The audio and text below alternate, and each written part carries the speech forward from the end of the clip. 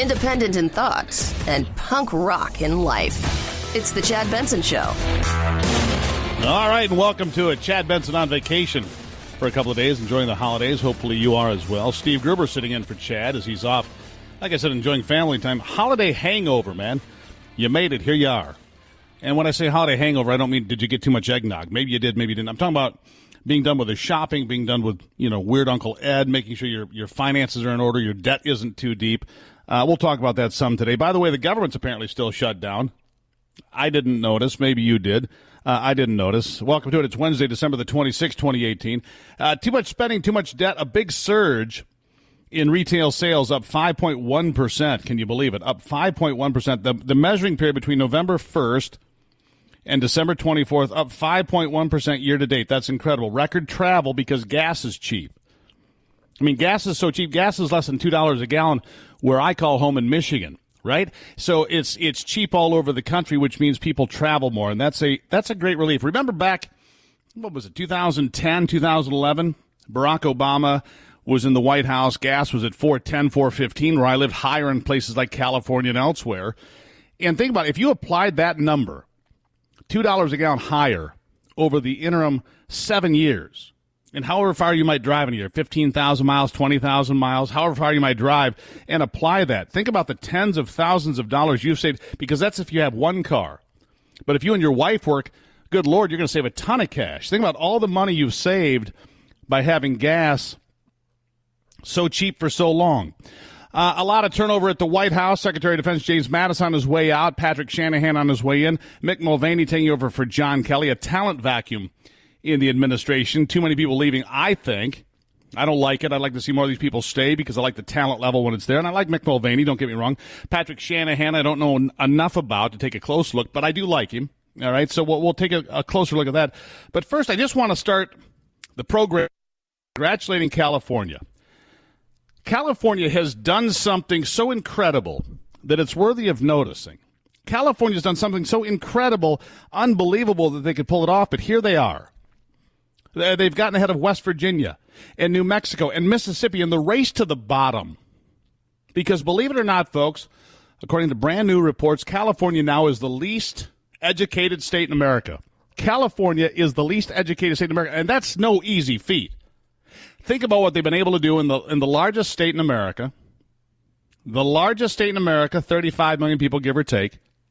And they are number one in California in the percentage of residents 25 and older who never finished the ninth grade. Think about that. Almost 10% of California residents, 1 in 10 that are 25 and older, according to the Census Bureau, didn't complete the ninth grade. Do you think that's a coincidence? Do you think that's an accident? And even worse, California is also dead last in high school graduation. Dead last. California used to be a place that people look to. We want to be like California. And now what California is, it's an overfed bureaucracy that come January will be a single-party rule. The Democrats control everything, supermajorities. Gavin Newsom, the governor-elect on his way in. All of these things are going on in California. Wants more of it, apparently. Their grades are going down. Graduations are going down. Debt is through the roof. Oh, and did I mention, here's something else California leads the world in. Welfare. Welfare recipients. 1 in 3 people on welfare in America today call California home. Now think about that. California is 12% of the American population and 35% of the people on welfare. This whole socialist system, this whole welfare system, this whole blue wave is going to drown California. There's no two ways about it. You have a group of people that are uneducated. You have a group of people that aren't graduating from high school, 1 in 10, that doesn't have a ninth grade education. How do you build a long-term successful state that's also about $1 trillion in debt? How do you fix that? If you can't get people, but wait a second. Are all these people born in California, or are they coming in through the southern border? Because you've got sanctuary cities, people that embrace that. You've got the idea of a single-payer system for health care. They want to push that. And when California supermajorities come in, they're just getting started with Gavin Newsom in charge. They're looking ahead at the idea of taxing firearms. and ammunition because there's nobody to stop them. And in fact, if there are outright firearm bans in California, for example, who's going to say otherwise? Look at what happened in California during the midterms. Republicans were left with just 7 seats out of the 53 House seats there. 7. Democrats hold 29 of the 40 seats in the state Senate and 60 of the 80 seats in the state Assembly. So California is on the verge of single-party rule. So who do they blame then? Do they blame Donald Trump and the White House for anything that goes wrong in California? Do they say not enough taxes here, we need to get more of it, which they will, make no mistake. California is doing things that were never thought possible before. Who could beat West Virginia and Mississippi in having the lowest high school graduation rates in America? They've notoriously occupied those spaces, and now they've been taken over by California, and now California wants to flex its muscle even more. And what do I mean by that? Well, here's what I mean by that. Coming in 2020 on the 3rd of March, California will hold its newly instituted primary. That's the new date. And it has small states like New Hampshire going, now wait a second. We have the first primary. And okay, it doesn't violate the statute in the state of New Hampshire to have the first primary at least a week ahead of anybody else because their date currently on the books is February the 11th. But here's the problem. California early voting starts 29 days before the primary. And what does that mean? It means that if you're a candidate and you're a Democratic candidate for president, of which there'll be about 116, right? You want to go to California. Why would you go to Iowa? Why would you go to New Hampshire if the big prize is California and all the delegates are there? And if you can win in California, man, it's all wind at your back from there, isn't it? If Bernie Sanders or Kamala Harris or whomever might do well in California and comes out of there doing well, it's downhill. The fundraising would explode. So for states like New Hampshire and Iowa, they're very concerned. In fact, so concerned is New Hampshire about being bullied by California because if you haven't noticed the conversation, California just wants to push itself upon everybody else. California wants to push itself on everybody else, and this is one of the ways to do it. Push the primary to the 3rd of March. It's always been in early June. Not anymore. California wants to exercise its will over everybody else because they've had such success running their state so far. $1 trillion in debt. The highest number of people not graduating from high school. Welfare, 1 in 3 Americans on welfare all live in California. These are apparently ideas and programs and themes they want to bring to the rest of the country. How sad is that? The poverty capital of America, California. Do you think that's coincidence? Because I certainly don't. And meanwhile, as you look just past the first of the year here, just a handful of days away now, House Democrats, many from California, right, 46 of them from California, lining up behind the idea of the largest expansion in government in decades. And furthermore, the idea of eliminating the Electoral College, giving California more members in the United States Senate, more members in the House of Representatives, that all comes from California because they want to push upon you and upon me and upon everyone their power.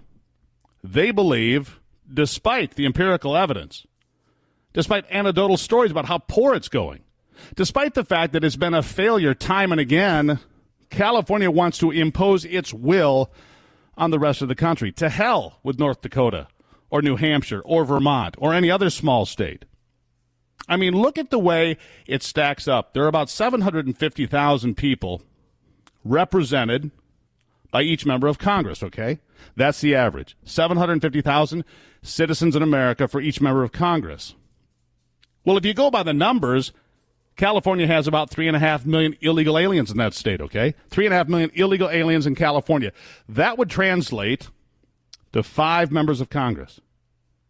Now, you think about that. That's more members of Congress than 20 states. 20 states have less representation in the United States House of Representatives than do illegal aliens in California. The same California where nobody graduates from high school, the highest number of people over 25 don't graduate out of the 9th grade. You have an educational problem. You have a debt problem. You have a welfare problem, and they want to bring it to everybody else. Frightening, isn't it? I mean, this is serious stuff as we head into 2019. Now, I'm an optimistic guy. I believe we can tell California, no, thank you. We've seen what you've done. No, thank you. Jerry Brown, that's not our thing. Gavin Newsom, not so much. Nancy Pelosi, thanks for stopping in. Kamala Harris, goodbye. That's where we start the conversation today, though. California, congratulations. You've won the race to the bottom. You've done it with real gusto, to say the least. All right, Steve Gruber sitting in for Chad Benson on the Chad Benson Show here. Chad's out enjoying some Christmas holiday cheer. Good to be sitting here. We'll continue the conversation right after this.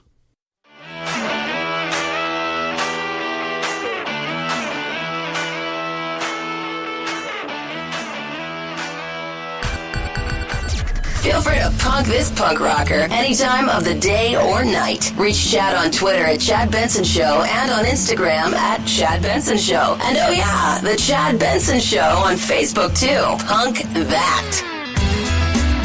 Yeah, punk that. Steve Gruber sitting in on the Chad Benson Show. Chad enjoying some Christmas cheer. Hopefully he's having a good time, and I'm glad he is. You know, I got to thinking about this in the break. A couple of things. First of all, the man behind the curtain, Phil, said, David Hogg's going off to Harvard. I said, isn't that irritating? So David Hogg being the kid from Stoneman Douglas High School in Florida where that horrible shooting occurred, right? David Hogg scored 1240, according to numerous reports on the Internet. 1240 on his SAT. That doesn't get you into Harvard. I mean, it's not even close. It's so far off, in fact, that it's appalling. So I have to ask myself, I say, what has he got, white privilege? I mean, seriously, is that the problem here? Does he have white privilege? Because how else could he get in on a 1240? The fact is, you couldn't get in. Now, back to where we were. Oh, and real quickly here, stock market's all over the place again. It was up more than 500 points. Right now it's up almost 400, but it's been on this volatile ride. And I think part of this probably hinges on what happens after the first of the year when the Democrats take over. Do they pursue Trump at any cost on impeachment? That's what's making the market volatile, not to mention what the Fed has done. The Fed chair still deciding to raise interest rates, even though it's not healthy for the economy. But it's something you see happen when Republicans are in the White House. The Fed is not friendly to the White House, oftentimes. Okay, so now I want to go back to the conversation about California and the continuation of these failed policies of socialism. And you look at the fact that nearly 1 in 10 does not graduate high school. Nearly 1 in 10 over 25 hasn't made it through the 9th grade. This is an appalling number. It's an embarrassing number. It is a crime against these young people. It really is, right? And it makes you think, well, maybe they can't read, because if they could read, they would understand the failures of socialism time and time again. They would understand that the butcher, the baker, the candlestick maker, they're not making it so you get a better cut of meat or a better loaf of bread or better light in your home. No. They do it so they can beat the competition, make more profit, and therefore when they make a better candle, when they have a better cut of meat, when they deliver a better loaf of bread and then learn how to slice it, it means more money for their family.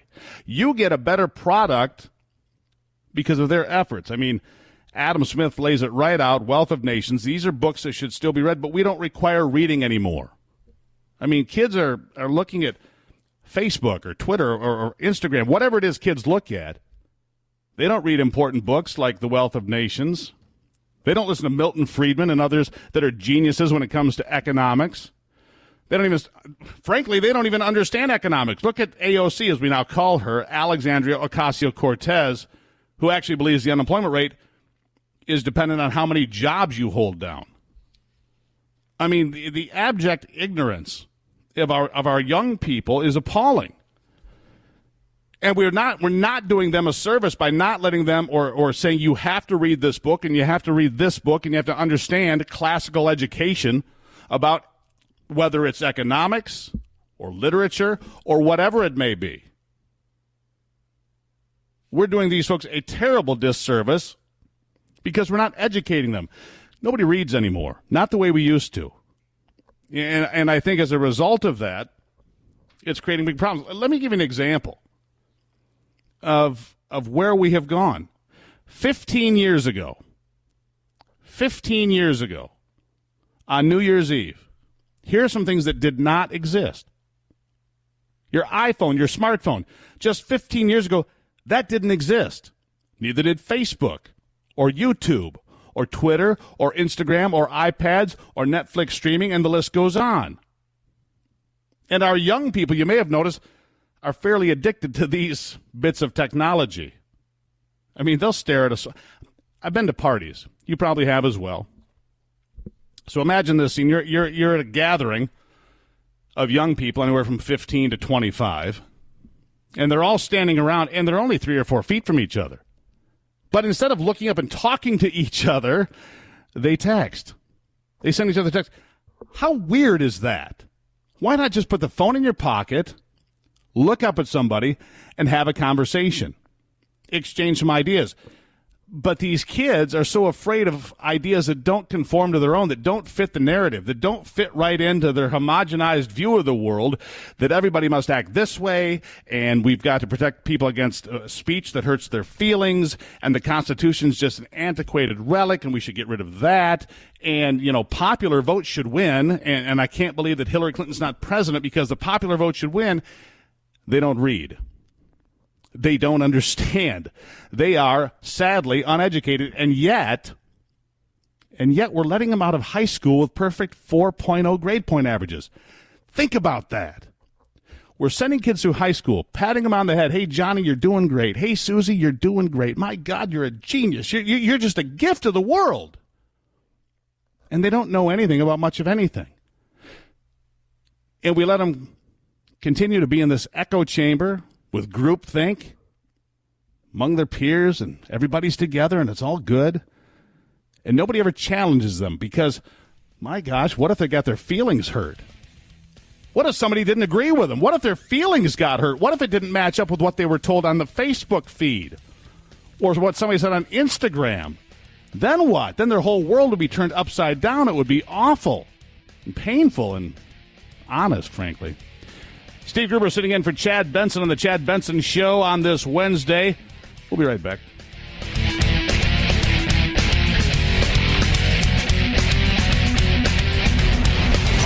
The Chad Benson Show.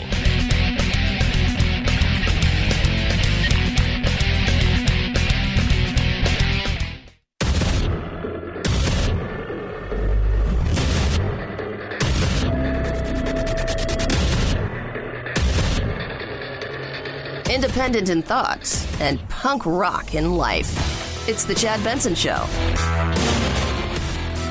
All right, continuing on now. Steve Gruber sitting in for Chad today. And I closed-circuit comment to my soon-to-be best friend out there who I've not met yet. I just want to say you have to go turn in that $1.5 billion lottery ticket. You actually have to go claim it, and then you can call me. South Carolina is where it was sold on October the 23rd. It hasn't happened yet. So I'm trying to figure out where that person is, my soon-to-be best friend with a $1.5 billion in their pocket. We'll see what happens there. Shifting gears now to my good friend Liz Peek from Fox News and elsewhere. Often joins me on the program and joining me today in the middle of the day to talk about what's good about America, what's good about the holiday season, and get rid of the doom and gloom from the left. Liz, good afternoon. Good afternoon. Post Merry Christmas to you. Seems like we're going to have a problem with that, Phil. I can't hear. So let's see if we can reconnect that. If we can't, I apologize. A little technical issue with Liz there, but I can't hear it. So we'll move forward for a moment and see where we can get with Liz on that. But see, if you look at what good is going on, you can find out that holiday sales are up 5.1%. Absolutely incredible. People traveled in ways they didn't travel before, which is absolutely solid. We have more people working today than we have in 50 years. Especially true in some of the minority communities. At levels of employment we haven't seen in my lifetime. And that is impressive. Now, are there hiccups? Are there problems in the ointment some places? Yes, there are. The stock market extremely volatile. If you're going to retire today, you might be concerned that the stock market's gone up and down. And right now stands at about 22,200. That would be a concern if you're retiring today. If you're not, I'm going to take the advice always given to me by the people I work with in stocks, and that is, take a deep breath. Don't worry about it. Don't look at it. Put it away. And maybe invest some more because maybe things are on sale right now. And did you say she's back? Okay, good. Liz Peek back on the line. I think we got that problem ironed out. Liz, how are you? I'm terrific. Thank you very much. I've had a wonderful Christmas, although, as you are indicating, the economic news has been good, and the markets have paid no attention whatsoever. So it's been one of those weird times where Main Street and Wall Street are definitely disconnecting. And it's pretty rattling, I have to say. Yeah, what is the disconnect? I mean, one of the headlines I saw today, the impeachment threat is killing Wall Street. Well, the impeachment threat's kind of been there for quite some time, hasn't? Or the volatility of this White House, or what is Trump going to do next, or who's going to leave the White House next? Is his chief of staff going to leave? So that's not new. No, is it? None of that is new. Look, there's an old adage on Wall Street, which is don't fight the Fed. And for years, as the Fed was loosening the monetary situation by lowering interest rates, and doing all the quantitative easing and so forth, that helped the markets, there's no question. And then when they decided to start raising interest rates under Janet Yellen, you began to feel a little bit of a pinch in terms of mortgage rates going up. So housing all of a sudden wasn't so strong. And it does sort of factor into the economy. I think what's happened recently is you've just had a coming together of, first of all, a real change in what's happening outside the United States. All of last year, we had a very rare synchronized global expansion. Everyone seemed to be doing well. Everyone was looking at the possibility of lowering interest rates in their own central banks. And then that turned around. China turned much softer. We've seen a lot of data from China indicating that their growth is down maybe even below 6%. The European countries are really struggling to grow right now. So Germany's contracting right now. Yeah, I want to back up to one thing. Germany's contracting right now, and we'll get back to that. But I want to back up a little bit here to the Fed raising the interest rate again over the very loud complaints of the president, almost in spite of the president, maybe to say, listen, we're independent, and because you complained about it, we're going to do this potentially. But it seems to me, Liz, and you're an expert on finance. You spent your professional career watching the markets and watching federal and fiscal policy. Why does it seem to me that when I watch these things happen, it seems to me the Fed will raise interest rates when Ronald Reagan is president, when George H.W. Bush is president, when Donald Trump is president, but they don't seem to conduct themselves the same way when there's a Democrat in the White House. Is that just me seeing that, or is that really the way it happens? Well, I think you could argue that under Republicans, the economy begins to take off because businesses begin to invest. There's optimism in the country, as there is now, amongst consumers and business owners. So that's when the Fed does step in and put the brakes on. So you're not wrong, but I'm not sure it's the Fed's out to get Republicans. I think the Fed is out to cool off Republican-led booming economies. And it is still the case. I mean, let's remember, retail sales are going to have their best year that they've had in 6 years over the holidays. I mean, consumer sentiment, by and large, is still extremely positive. So, as I say, my biggest concern a little bit coming out of this, there was a big Wall Street Journal headline today about 85% of the trading being driven by algorithms and passive investing. In other words, there aren't really people making decisions on, what price a stock should sell at. It's all computer manipulated, computer driven. The rise of the machines. Yeah, and for the guy on Main Street, he's kind of looking around saying, wait a minute, I've got a good job. Things are getting better for me. What's wrong with these idiots on Wall Street? But if it does begin to bring along a slowdown, people are really going to be angry about that, and rightly so. I don't disagree with that. Liz Peek with us here. And here I want to ask you about something else, because the Democrats are preparing possibly the largest government expansion since the New Deal with the new Green Deal. I mean, this is a huge government expansion, more taxes, more control, more dictation to American citizens on what they can and cannot do. And this is like the dream of the left. Now, I wonder, it plays in California, which is in terrible shape financially. It plays in New York, also in bad shape financially. But in the heartland, if you go to Michigan or Wisconsin or Pennsylvania, the places that put Donald Trump in the White House, and you start talking about these carbon taxes and raising prices, and so they always always fail. In fact, they failed in states like Washington that said no. When they were on the ballot, they said no. But I see this coming anyway with these 40 new members of Congress from the Democratic Party that are farther left than they have ever been. Does that concern you? Well, of course, but it doesn't concern me as much as it might because Republicans still control the Senate. And obviously all taxes and budget items have to go through the Senate. So, this dream of really clamping down, putting on a carbon tax and so forth, let's face it, around the world these things have happened. They haven't been effective because what happens is you put on a carbon tax and then you immediately start exempting all the businesses that might be hurt by that and who hurt your economy and the politicians in power. And guess what? That's most businesses. So what you've seen in Europe is they do that. They do put on something like that, and then they immediately excuse all the real polluters from. I mean, this is actually what's happened. Polluters from the mix, and then sure enough, that's where carbon emissions are still going up. I mean, it's pretty staggering, honestly. They're so stupid. But by the way, in terms of the left's response to these things, look what's happening in Paris and in Absolutely. France more broadly. They wanted to tax diesel fuel and gasoline because that they're very keenly aware, keenly concerned about pollution in France and carbon emissions. And people took to the streets to protest, bringing about the worst crisis in France in probably 40 years. I mean, well, let's be honest. Extraordinary thing. Yeah, gas is $7.50 a gallon in France already, and they wanted to raise the price. And the gas that I bought just before the holiday this year was just under $2 a gallon in my home state of Michigan. And the only massive difference there, because a barrel of oil on the world market costs what it costs. The difference being taxes and fees and everything else that goes along with that. And France is getting pummeled with those things. Generally speaking, polling shows people care a lot about the climate and climate change until they have to pay for something to change it.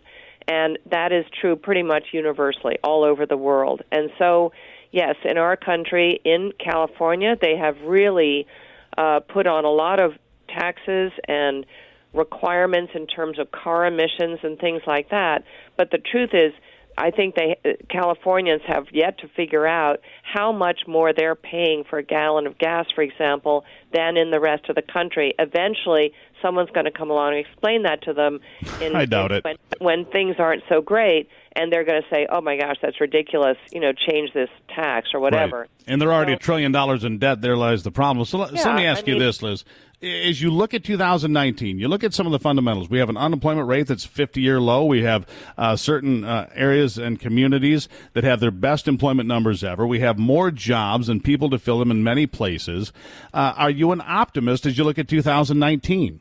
Well, I am, and I have been. I mean, I have to say 3 weeks ago I wrote about the Fed really should not raise rates, and I think that was correct. I think Donald Trump is correct about it.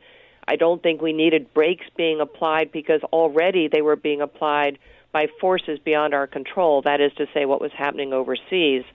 And so I thought that was a very bad mistake. What I think, I will give you a prediction that the Fed will lower rates in 2019. I don't think they'll raise any more because I think we are now bringing on ourselves a slowing in the growth rate of the economy. I don't think we're going to see a downturn, but for sure growth instead of 3.5% or whatever is probably going to be more like 1.5% to 2%. And I don't think in that environment the Fed will be raising interest rates. I think rather there have been since, I think, 1984, 7 market corrections without a recession. I think that's what we're looking at here. We'll still grow, but more slowly. Right. Volatility, though, will rule the day most likely, but I'll see.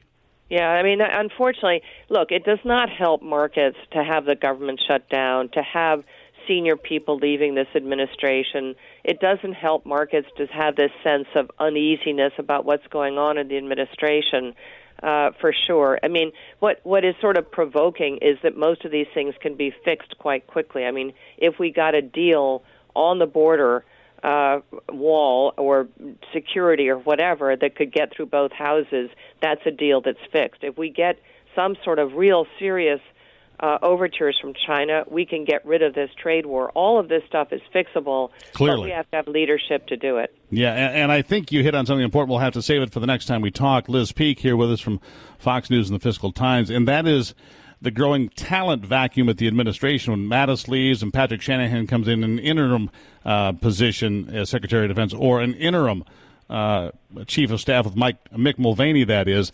That's concerning to me. It's concerning to a lot of folks, but we'll leave it for the next time we get together. Liz, always a pleasure, always an education. Nice to be with you. Have a wonderful New Year's. Thank you so much. You can find out more at LizPeek.com, LizPeek.com, to find out what Liz is thinking. Went to Wellesley, if you didn't know, with Hillary Clinton as one of her contemporaries there, has studied finance. Just a great source for us to have here on the program because her insight is tremendous. She spent her life watching all of these things. And I think she's right. We've got to watch the fundamentals of the economy, but on the same token, the instability in the White House, too many people coming and going, the revolving door creates uneasiness on Wall Street. What does Wall Street not like? Things it cannot predict. That's a problem. Steve Gruber sitting in for Chad Benson on the Chad Benson Show. We'll take a quick break and be right back.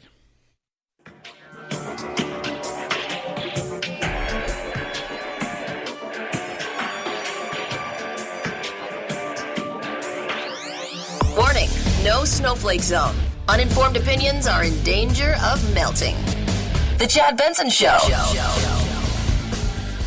The Chad Benson Show. Steve Gruber sitting in for Chad. Chad's off, enjoying some holiday time, and good for him. I hope he's good for the economy. I hope he's spending lots of money and doing great things and stimulating the economy to the very best of his ability. That's what I try to do. You know, wherever I go, my father used to say, Steve is very good for the economy. My dad was what they call frugal, which is a cute word to say cheap. And at any rate, when I wasn't as frugal, I suppose, when I was younger. I've become more so as I've gotten older. But my father always saying I was good for the economy is always stuck in my head. And it's true. Let's be honest, the best monetary policy is spending so that people can, go out there and money moves around, goods and services exchange, and therefore the economy thrives. And we've got that going on even now. Liz pointed out a couple of things Liz Peek did before the break there, that as they clamp down on that, maybe your GDP goes from 3.5 to 1.5. And the problem with that is that Trump will get blamed for it, even though it's the Fed policy raising interest rates by a quarter point, another quarter point, another quarter point. It puts the brakes on it, throws a wet towel on the economy. I mean, it puts a wet towel on the whole thing. The optimism kind of dissipates. The steam kind of comes out of it. The glow goes off the pumpkin and all that happy stuff and any other, trite term I can come up with. Here's something I saw from the Washington Post, and I think is extremely important because we hear a lot about Russia. Russia all the time, and how Russia was colluding to affect elections here in the United States. It's been ongoing with Bob Mueller's investigation for entirely too long now. You know that, and so do I. But it's China's state-run media companies that are rapidly expanding their integration with Western news outlets and creating alliances. In fact, Congress is now demanding answers on the Associated Press, the AP's relationship with Red China state media. Think about how critical that would be to the Chinese to have the Associated Press running stories with a Washington Dateline or a New York Dateline or Detroit or wherever it may be. But in Washington now, lawmakers on both sides of the aisle calling out such arrangements and demanding that U.S. media companies make sure they don't become tools of the Chinese government propaganda. And you have to ask yourself, is it too late? Is it too late? I mean, you don't delude yourself into believing that the Chinese aren't connected to Facebook and Twitter and Instagram and all the other little magical social media platforms. Of course they are. Of course they are. And so are the North Koreans, and so are the French and the Israelis and our friends and our foes and everybody in between. Of course they use these platforms. They're worldwide. And if they can create something that goes viral, if they can create a narrative that goes viral, they have done their job. So they employ the smartest young people they can find that have a savvy ability to work on these high-tech platforms, and then they move the idea of things like the Chinese Communist Party, which, of course, is organized around the manipulation and control of information and ideas. We call it propaganda. And under President Xi Jinping, the party has rapidly and boldly expanded its efforts to influence discussions about China beyond its borders. I mean, you see it all the time, and maybe you realize it sometimes, and maybe you don't, but it's right there in front of you. The goal is to suppress any criticism of the Chinese government and shape the international discussion of China in ways favorable to the party's interests. For example, in the Paris Climate Accords, China is still dealt with as a third world nation. So therefore, China doesn't have to pay the bills the way the United States does, or Germany does, or Canada does. And they rely on that. So they continue to push the narrative that, hey, we still need to catch up. Hey, we're behind. We can't do these things until 2030. We need your patience. We need your help. And what they're really trying to do is stack as much cash as possible before there's a reckoning. Beijing is more communist now than it was 25 years ago. The screws are being tightened, make no mistake. Beijing is committed to limiting free expression, and any partnership between China's state media enterprises and those of democracies must take this into account. And that comes from Chris Walker, a senior vice president at the National Endowment of Democracy, published in the Washington Post. One of the challenges we face in 2019, China wants to be a world power. China wants to be the most powerful economy in the world, and they're working hard to get there. Steve Gruber sitting in for Chad Benson on The Chad Benson Show. This is The Chad Benson Show.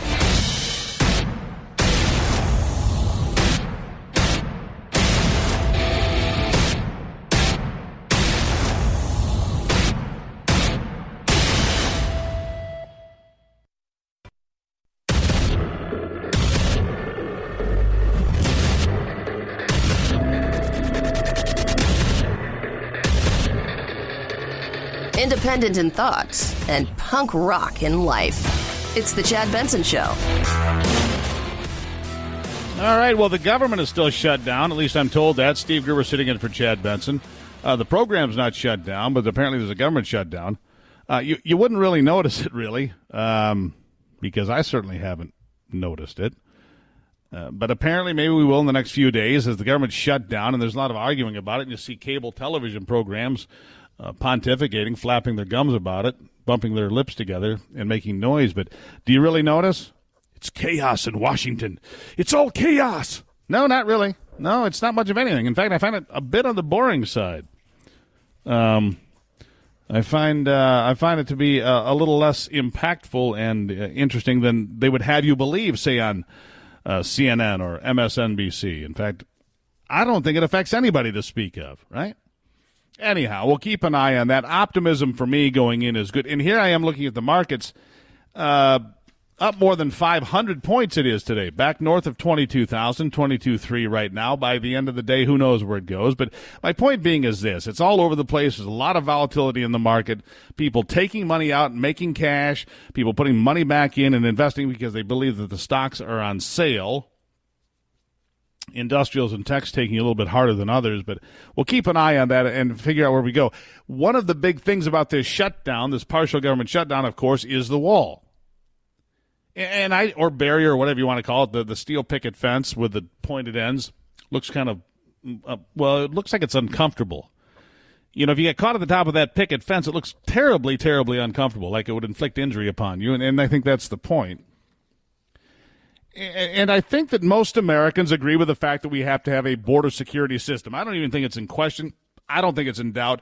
Americans, by and large, believe that we should have an immigration system, which, by the way, I'm not sure it's broken at all. Thousands of people streaming north out of Central American nations, plagued by poverty and violence, have been in the headlines for weeks, months now. And then they wave the flags of the nations they claim to be fleeing while attacking the president verbally and the United States in general. These hordes move in large waves, caravans, if you will, many waving the flags of the third world cesspools they're claiming to be fleeing from, while pelting American border agents and border guards with softball-sized rocks and bricks. If you don't see this, they're not throwing little pebbles, folks. They're throwing bricks. And they're trying to overwhelm our immigration system with this massive humanity. Sometimes it works. You get a little breach and there's a push of people that come through, and other times it doesn't work. But again, our immigration system isn't broken. It's been turned off in many places. It's been turned off by those on the left that think those flooding into the country will become new that will keep them in power. And those on the right are just looking to add to the bottom line with cheap labor. Neither side seems to care as much about the country as I do, as probably you do. For decades, our immigration system worked just fine. Fine.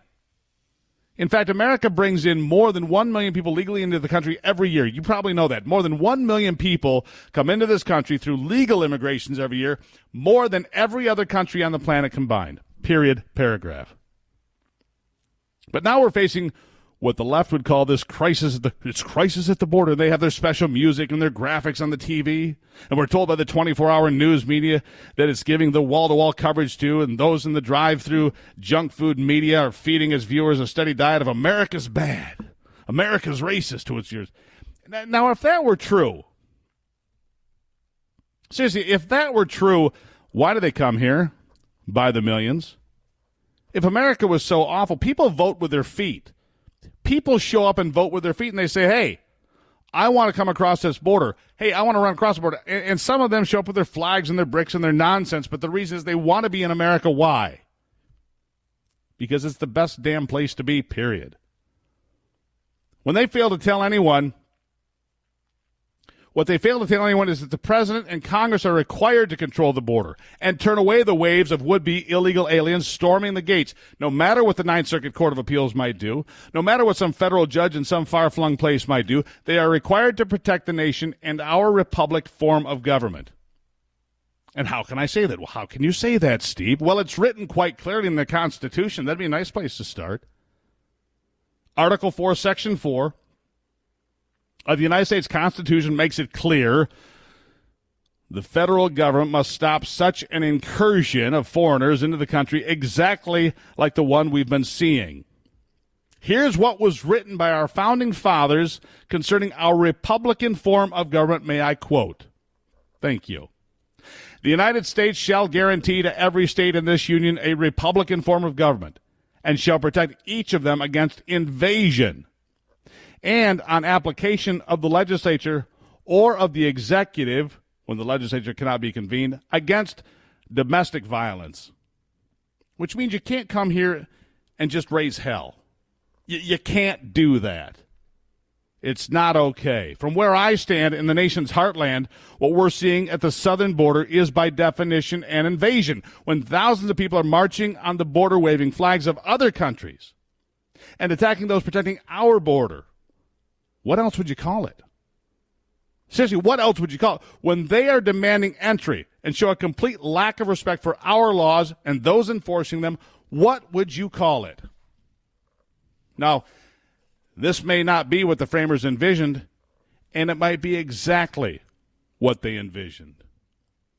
It is perfectly clear to me that those rushing the border are not doing so to be Americans, but they're trying to run over Americans in pursuit of something they believe they are entitled to. I mean, how else can you get to the point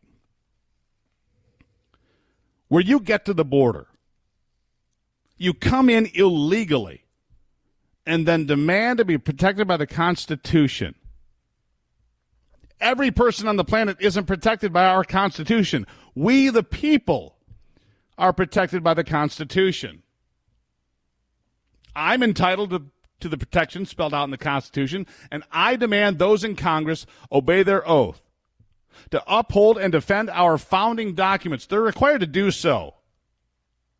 And failure to secure our border, to me, is an actual constitutional crisis. Don't expect to hear that on NBC or CNN or any of those other clowns anytime soon, but let me repeat it for you one more time so you have no misunderstanding. You have a complete acceptance of what it means. Article 4, Section 4 of the United States Constitution is crystal clear to me. The United States shall guarantee, you will do this. The United States shall guarantee to every state in this union a Republican form of government, and must do, and shall protect each of them against invasion. How much more clear could it possibly be? How much more clear could it possibly be? The President of the United States, when he says we need to secure the border, He's right. The President of the United States, when he says we have to have a sovereign border that is secure, he's right. When the President says we need cooperation between the federal government and the state government to protect all of our citizens, no matter what state they may live in, he's right. Because many of these people don't stay in California or New Mexico or Arizona or Texas. They head north. They head east. They spread out across the country. And according to Yale studies, there are about 23 million illegal people living in America today. Now, are we going to send them all home? No, probably not. It's not practical. But the first place to start, to make sure we have a handle on the entire situation, is to make damn sure the border is secure. There are no two ways about it. The border must be secure.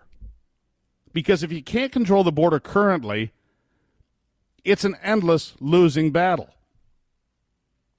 Okay, you grant amnesty to who's here. You make a deal on DACA. You put up part of a border wall, which $5 billion buys you like 225 miles or something. You put that up. Then they move to the next open section. The drug cartels burrow under the wall with big tunnels. By the way, the homicide rate is others on the left try to tell you what a dangerous, horrible place America is. The homicide rate in Mexico is 6 times as high as it is in America. 6 times.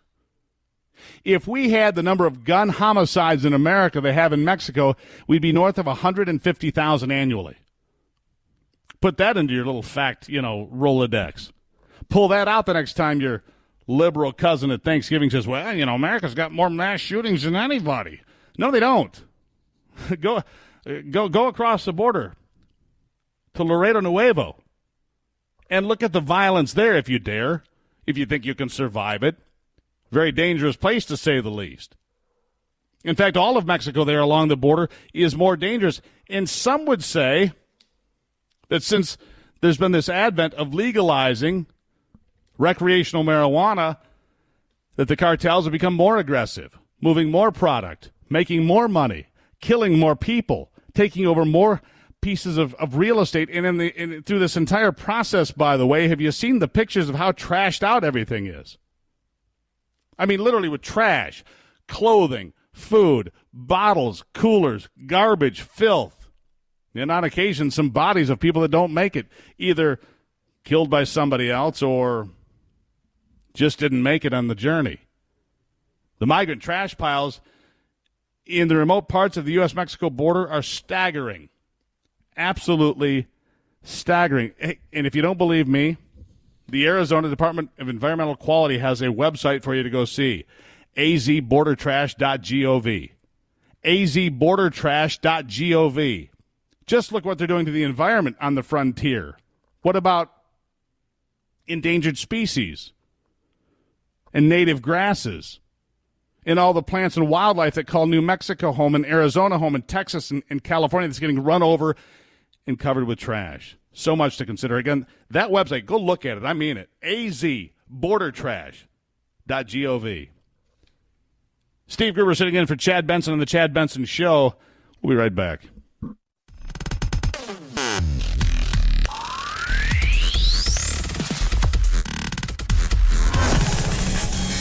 Got that sniffling, sneezing, stuffy head thing going on? Time for your daily dose of Vitamin Chad. The Chad Benson Show rolling along on a Wednesday. Chad, unavailable for comments. Steve Gruber sitting in. You can find out more about me at stevegruber.com. stevegruber.com. Follow me on Facebook and Twitter and Instagram and all those magical social media things, right? They're all there somewhere. And I'll be honest with you, I don't pay a heck of a lot of attention to it. I used to, but I found that it was a time thief.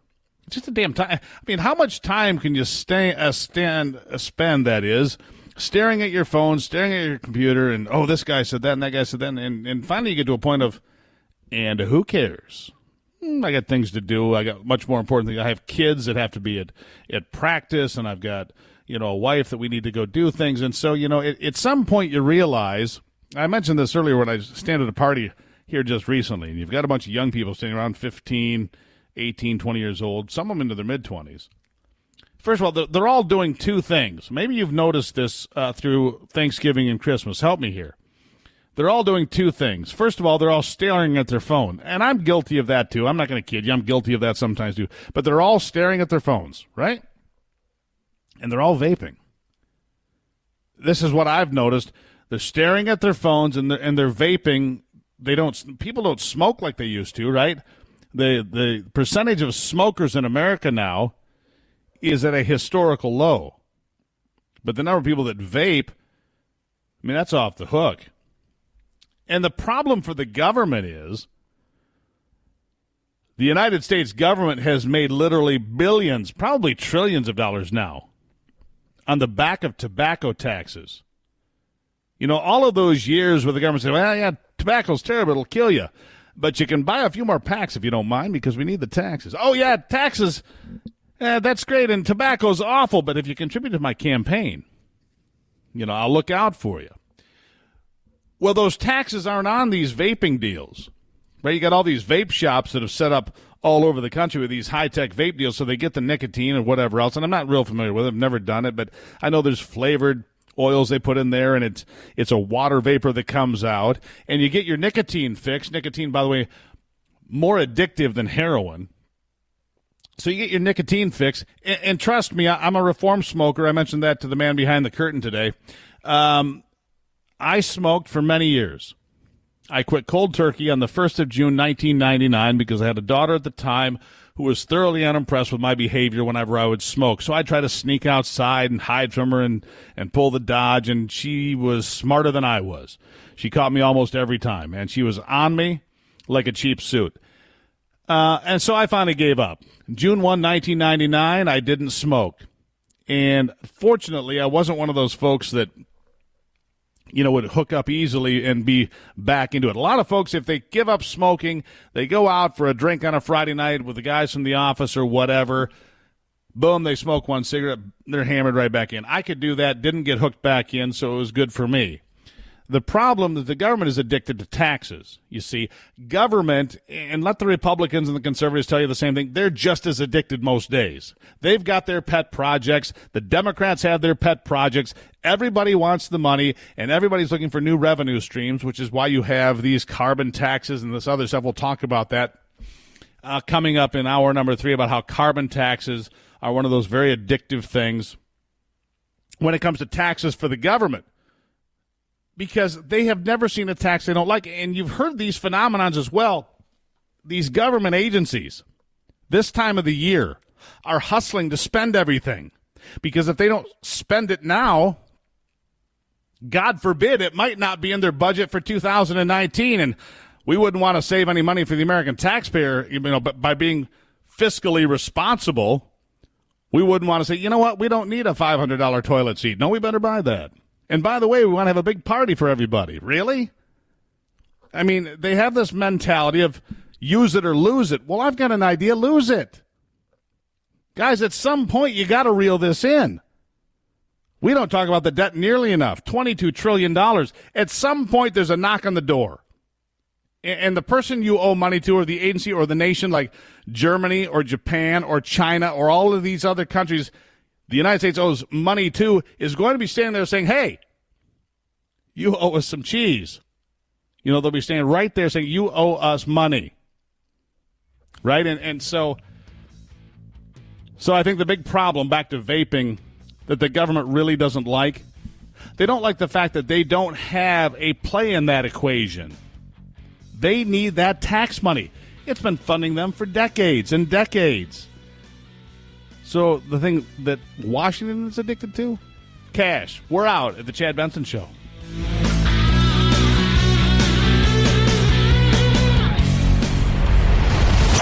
The Chad Benson Show.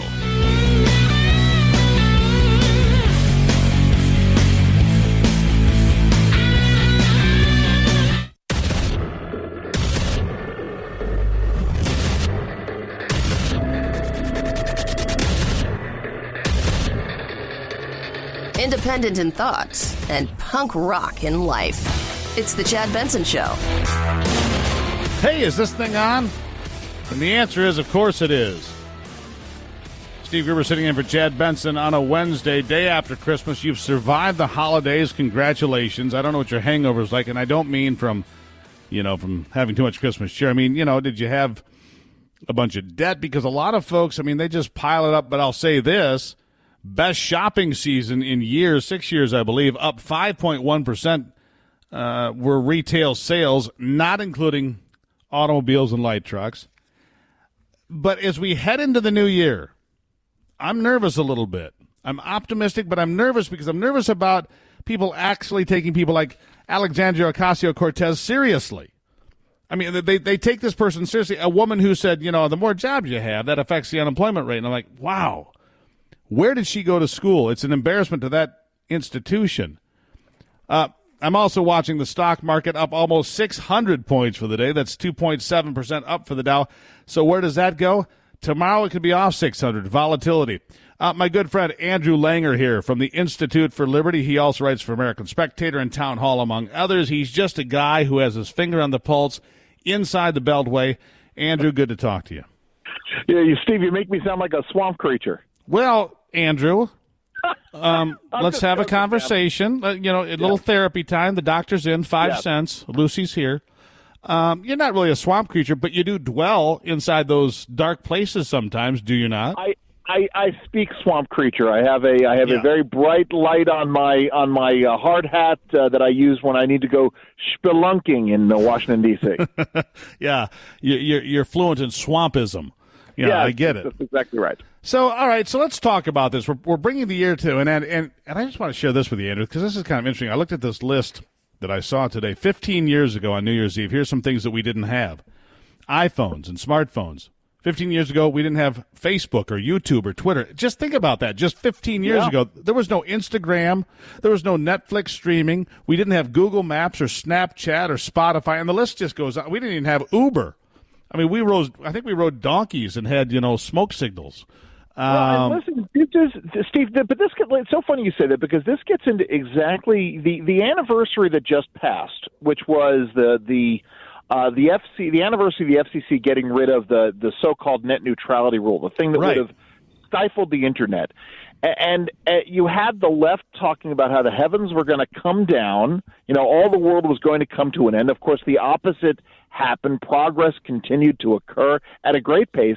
But it goes to exactly what those of us who were in favor of the FCC's action were talking about, which is the fact that, for the first 20 years of the Internet, we saw this great advance. We saw all of this innovation. And this concept, you're right, in the Internet of Things, which has really blown up in the last 3 years, that would have never been envisioned under the Al Gore era Internet.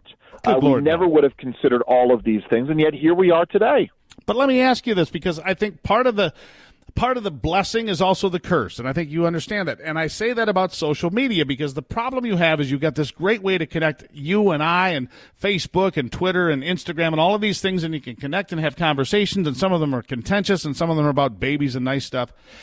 But what concerns me is that too many of our young people find their sole source for information being a social media site or two or three that have no value and completely wrong, and we allow them to believe things that are just completely false, dangerous, isn't it? Well, and then the other part of it is the concept of stovepiping.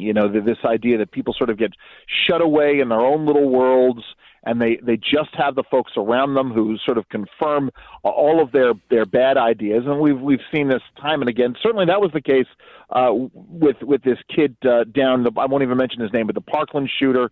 Oh, yeah. So you have that aspect of it where you've got folks who are living these isolated lives and there's sort of no check. The Annapolis shooter as well was the same way. And that's certainly a problem. And then you've got the issue of people like Alexandria Ocasio-Cortez who don't know what they don't know and they're refusing to find out. And don't care. And don't care. And so there's a whole sort of different worldview. You're right. Where we don't get out and we don't have these conversations, it is the downside of this. I want to focus on something you just said, Andrew, because you hit something really important there, as you always do, and you were focusing on the high school shooting in Florida. Okay, we're not going to mention the shooter because he was isolated in this, but then you get somebody like a David Hogg who is elevated into the national conversation, who has no real business there, ends up being accepted at Harvard on a 1240 SAT. I'm like, Are you kidding me? I mean, so you've got that sort of a phenomenon, too, that I also think is detrimental. Well, I mean, listen, this gets into what the other part of what you're talking about with things like Instagram, the concept of the internet celebrity. And it is a situation in which you, without any sort of merit whatsoever, people with no expertise, people with no real skills, they get catapulted into these positions into which they are not suited. I mean, listen, here's the thing. I sort of let the issue of David Hogg getting into Harvard roll off my back because Harvard to me is a thoroughly discredited institution. I mean, it no longer produces the caliber of intellectual individual that it did, in its heyday, whenever that heyday might be, and we can all sort of pick those heydays. Sure. But the reality is, the David Hogg acceptance is, to me, it is emblematic of everything that Harvard has become, and the reason why we should continue to revile these institutions. Well, it's what the liberals have become, and you say that, and all I can think about is Bill Nye, the fake science guy, who's out there, spreading, his science, which is nothing more than propaganda, and as my mother would aptly say, gobbledygook. But Steve, let's also, let's pin this on this other part of it, right? Which is where things are and the divide in America, the divide in the world, and how social media certainly exploits that. But because at the same token, you've got Harvard accepting David Hogg as a student because they want to be able to brag that they have David Hogg as a student and that they're gonna hone his skills, whatever those might be. And then you have good people like Chris Pratt in Hollywood, and not that I live my life by Hollywood. But, I don't know if you saw the story about Chris Pratt, the guy from Guardians of the Galaxy. He's a devout Christian. He's an avid hunter, being reviled and considered problematic by TV Guide. This is the world in which we live. And so to me, it's two halves of the same coin. Right, so Chris Pratt has the nerve to raise his own lambs and feed his own lambs and be self-sufficient and eat free-range organic red meat. That's what the hunting portion of it is. And then raise animals in the best possible conditions, because anybody that's into animal husbandry knows the best animals come from the best treatment. And yet he's reviled, problematic. In fact, what was that headline here? I got it right here. How to love Chris Pratt without hating yourself. I'm like, dude, that guy can hang with me anytime. I would be honored. And let's remember, we have a whole movement now of farm to table amongst the left, this idea that we don't want people removed from their food, yet Chris Pratt embraces this, and his lifestyle is considered problematic by TV Guide. Well, just reviled. I mean, he's targeted and dragged out and flogged. So let me ask you this. One other thing I want to cover for a couple of minutes before we got to run here, and that is you've got the influx of about 40 new members of Congress from the far left on the Democratic Party. They want to bring us California ideas. California, which now has the number one percentage of residents 25 and older who have never finished ninth grade. They're last in high school graduation. 1 in 3 people on welfare in America call California home. Think about that. 12% of the nation's population, 35% of the nation's welfare cases, and they want to dictate to the rest of us because they want to change the way the primaries are done. They moved it to March 3rd so they can have all the power, get all the money. California wants to dictate to everyone. California's like this big overfed bully that's a complete failure. Steve, listen, it's interesting because I'm in the very early stages of conceiving of a book. I'm calling it The Flyover Effect. And it's the whole idea is the enduring importance of federalism in American life. Absolutely. And this is exactly what we're talking about here. Why the founders envisioned a system in which we had this balance of power, we had these dual sovereigns, and we minimized the power of big states like California or New York, at the time Virginia, because we didn't want them to dictate policy to the smaller states, to the more rural states, to the less densely populated states. And it is so ultra important today, and we're seeing this because you're right. The values of California are not the values of Michigan or Iowa or Nebraska, and we should not have them dictate. We should have New York. It's the same thing, New York or wherever. That's right. Dictating this to the rest of the country. Well, and you see these crazy ideas. Andrew Langer here with us. The Institute for Liberty is where he calls home. He also writes for American Spectator, Town Hall, and others. He's very active inside the Beltway. He wears a mask, though, and some goggles to get in there. But you look at ideas to give California, well, the bigger states, they need 5 U.S. Senate seats. We need to disband the Electoral College because you know what? Let's be honest, Andrew. Who the hell cares about New Hampshire or South Dakota? They don't matter anyway. Tell them to shut up. And listen, this is why I am, why I've grown increasingly concerned. This is what I grow increasingly concerned by, right? I could care less about Alexandria Ocasio-Cortez. I could care less about, there's another one, Sean Casten from Illinois, just people with kooky ideas coming to Washington. On the other hand, what I do get deeply disturbed by are the attempts to completely dismantle these institutions that were set up in a particular way. And listen, to say don't think that it can't happen. Part of the reason why we have such gridlock in the Senate and problems in the Senate is because we have the 17th Amendment that created the direct election of senators. Which never should have happened. And the chance of overturning. Every time there's a populist impulse, it messes up the system that we have. And that came from our first real socialist president, Woodrow Wilson, back in 1913. It's sad that it happened in that year. It just is what it is. But I'm going to disagree with you just slightly, Andrew. And that is, I am concerned about Alexandria Ocasio-Cortez because there are enough people that listen to her go, oh, I just love what she's right. We just need this is free and that's free and it grows on trees and there's unicorns and rainbows and it's all good. And I go, my gosh, can these people read? And then, of course, I look at the high school graduation rates in California and say, obviously not. There you go. Well, for me, it's a matter of, it's funny because you talked about the stock market when we came on. Obviously, I'm happy that the president has considered dropping this Fed chairman. But the big problem that we're going to see with people like Ocasio-Cortez, like this guy Sean Casten that I referenced, is the oversight that the Congress, the Democratic House is going to do is going to completely stifle all of the good work that this administration is doing in getting this economy going again. That's what troubles me. And that's a good place to be troubled about. Last question real quick. Are you at least optimistic, because I am, about 2019? Well, yeah. Listen, I'm optimistic insofar as now the Democrats are going to have to, they're going to show their true colors. It'll give Republicans something to run on. I'm optimistic that a lot of the good administrative changes that have gone through are going to continue to advance in that regard. We have a president that continues to be willing to stick his neck out and talk about what's important to him. So in that way, I'm optimistic. I just get troubled by folks trying to change things in ways that they shouldn't be. Well, we have to stand up and we have to be heard. Andrew Langer, got to leave it right there. Andrew Langer from the Institute for Liberty. You can also find his musings on American Spectator, Town Hall, and elsewhere. Andrew, thank you as always. Thank you, Steve. Merry Christmas. Happy New Year. There you have it. Steve Gruber sitting in on the Chad Benson Show. We'll be right back.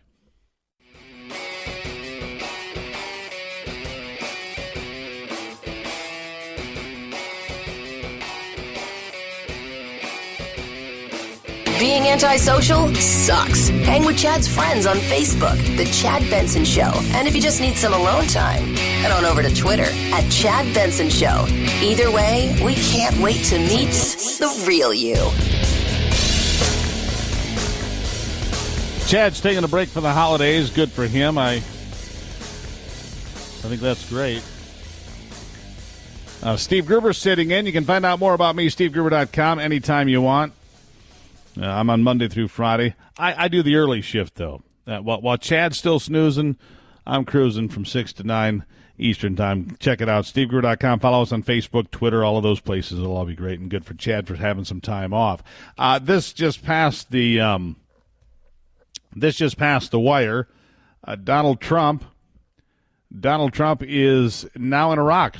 Just dropped in with Melania and said, hey, what are you guys doing? And just stopped him, which I think is great. I think it's great because I think for the most part, the United States military likes the president, likes the commander-in-chief, and I think that they have this feeling from people that I talk to in the military. They have this feeling, this impression that he has their back, that he's there to work with them. And, of course, all of this controversy right now about whether or not we should leave Syria, whether or not we should draw down in Afghanistan, and you have to ask yourself, after 17 years in Afghanistan, what else would you have us do? I mean, it is the graveyard of empires.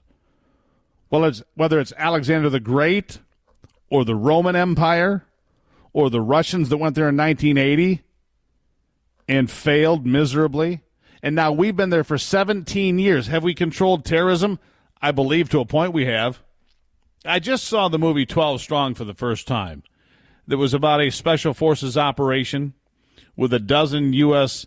Army special forces guys that went in behind enemy lines in Afghanistan. They were there for 3 weeks to do real damage, to get in and change the warlords there. And it was terrific. And they were the first ones there. And now it's been 17 years. And so is it wrong for the president to say, maybe we should consider something different? After all, didn't we all stop after the Iraq War years later and say, did we do the right thing?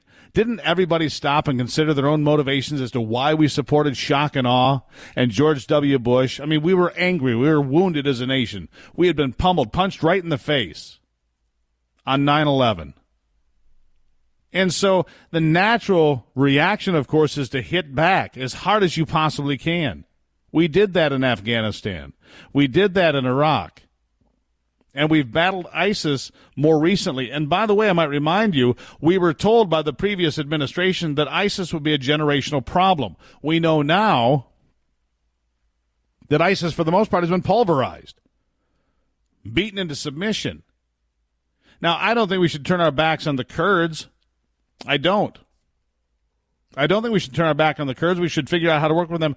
But bear in mind, right now in Syria, the place that's getting the most pushback from most Republicans, except Mike Lee of Utah, who said it's the right thing to get out. Rand Paul, it's the right thing to get out. There are some very conservative people who agree with the president on saying, hey, we've been there long enough. We need to pack up our camp and get on down the road. I mean, how much more can you do? And that's a serious conversation to have without pointing fingers. And for the left, of course, it doesn't matter. Donald Trump could say, hey, we're going to have lunch today. Well, that's a terrible thing he's done. I can't believe he's calling for lunch. There's more work to be done. Like he needs lunch. Look at him. They would attack him for saying it's lunchtime. That's the fact of the way it is on the ground. You're not going to get a lot of things accomplished with that attitude, but that's what the attitude is from the left towards this president. They are still in ultimate shock. Donald Trump is a bitter pill for the body politic. The body politic is still repulsing against it this much time later. Remember, we're only 2.5 weeks or 3 weeks away from marking his second anniversary in office. And they don't like the fact that he got big things done. They don't like the fact that he got tax reform done, that he got prison reform put together. They don't like any of those things. They don't like it if he has any success whatsoever. But going to Iraq, where he is right now at this moment, the president showing solidarity with the United States military, good thing to do. Steve Gruber sitting in on the Chad Benson Show on a Wednesday. Good to have you here. We'll take a break, and we'll be back for hour number 3.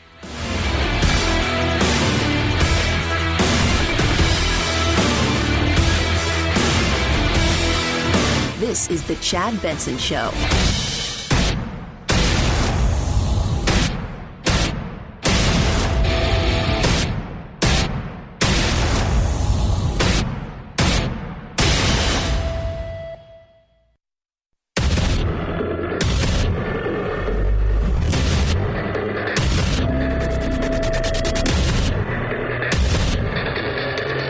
Independent in thought and punk rock in life. It's the Chad Benson Show. Steve Gruber sitting in for Chad Benson on the Chad Benson Show. Chad's off enjoying the last of his holidays, and good for him. And it's just so much to cover here. And I want to start this hour by talking about some of the things that weren't here 15 years ago. We've touched on them here today a little bit, but I want to get to them because there are so many things now that just 15 years ago. Now, think about 15 years ago. 2003, 4, 5. It wasn't very long ago. It feels like it was yesterday to me, to most of us, right? It was. And you look back, there weren't smartphones. 15 years ago, you didn't have an Android. You didn't have an iPhone. You didn't have Mark Zuckerberg controlling the world and feeding you this propaganda because you didn't have Facebook. YouTube didn't exist. Twitter didn't exist. Instagram, none of these platforms were out there, right? You didn't have this connection that at first seemed like the dream because people could show their grandkids and who they're dating and their dog and what they're eating for dinner and how many people. Enough people show me their dinner, all right? I'm tired of that. But the point being is you didn't have all of these ways to connect. I'm going to go through this list because you have to hear this. Netflix, Google Maps, Snapchat, Spotify, Android, Uber, Lyft, Alexa, Airbnb, app stores, Google Chrome, Fitbit, Square, Dropbox, Pinterest, Bitcoin, Hulu, Kindle, and the list goes on. And just 15 years ago, we had none of these things. And so here we are in a world that has been completely transformed in that very short period of time. Think about this. Kids today, I have a daughter who's a teenager. She, for the most part, has not ever conceived of not having a smartphone. A smartphone is just part of who she is, and what she does. It's who her friends are. It's how they connect, right? You sit at a party. We've talked about this. You sit at a party. These people are 3 and 4 feet apart in a circle. And there might be 6 or 8 or 10 of them in a circle. And they're all staring at their phones. And to me, I look at that and I go, why wouldn't you just talk to each other? Why wouldn't you just lift up your head and talk to each other and look at each other and say, hey, what's going on? And then, of course, the big scandal or ongoing scandals with Amazon and Google and Facebook and Apple, which is they've all taken your information and put it on the open market. I mean, how in the world do you think Facebook became worth billions and billions of dollars? It wasn't because they were showing you and your lunch. Obviously, they're sharing your information. And if you go back to the 2008 presidential election, I can guarantee you this. There was a portal. There was a backdoor created. I know this from very well qualified insider information. There was a portal created so that Barack Obama and his team could share the information being put together by Zuckerberg and his team at Facebook. They didn't tell everybody about it. By 2012, they perfected it and they were doing it better. By 2014 and 2015, they began to shut it down because word was getting out and other companies were gearing up to go after that information because they knew that information was everything. It was the whole shooting match. All of the money, the entire election, it's all there. Right? And so they were all in on that deal. And when they got closer, they shut it down. And for Zuckerberg or these other executives of these giant information companies, which is what they are, these are brokers in information. Remember when your teacher in 5th grade said, information is power? Man, did she realize what she was on to? And the answer is no, she didn't. Of course not. But she was right. Information is power. Information is money. Information is the whole shooting match. Although there's some bad news in this volatile Wall Street environment right now. If you didn't know, from September 2018, if you take Facebook, Apple, Amazon, Netflix, and Google, right, the FANG stocks, the gross valuation of those 5 stocks combined in September of 2018 was $3.6 trillion. $3.6 trillion with a T, trillion dollars. But today, it's $2.6 trillion. The stock market, last time I looked at it, I didn't get the final numbers. Last time I looked, it was up over 500, headed for 6. I don't know where it finished out, but this volatility is certainly baked into the market. And how you're doing, well, it depends. It depends on when you need to retire and so on and so forth. I take the advice of every person I've ever invested with, which is if you've got a mutual fund or if you've got some stocks and you're not a stock jockey per se, just ignore it.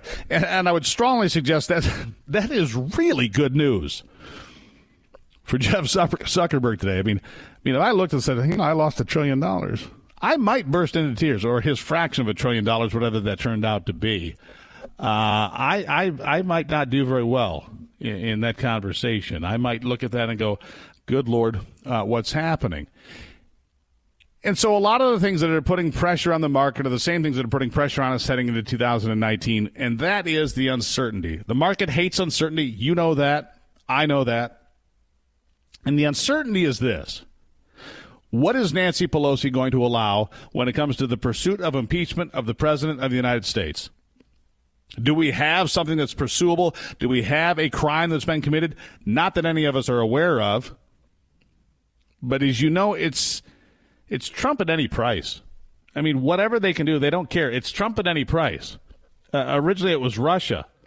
But they don't care if it's Russia, just as long as they can get him. It could be a financial issue. It could be a tax issue, which is why they're going to start demanding to see Donald Trump's tax returns immediately upon taking control of the United States House here in a week. It's Donald Trump's tax return because listen to me, if you make $1 billion or you're a billionaire and you've been involved with this one giant project after another giant project and you've got financing here and you've got this going on over here, listen, you're going to cross paths with some shady people, right? And Donald Trump's character has been called into question a time or two. But you go back to the old adage, show me the man and I will show you the crime.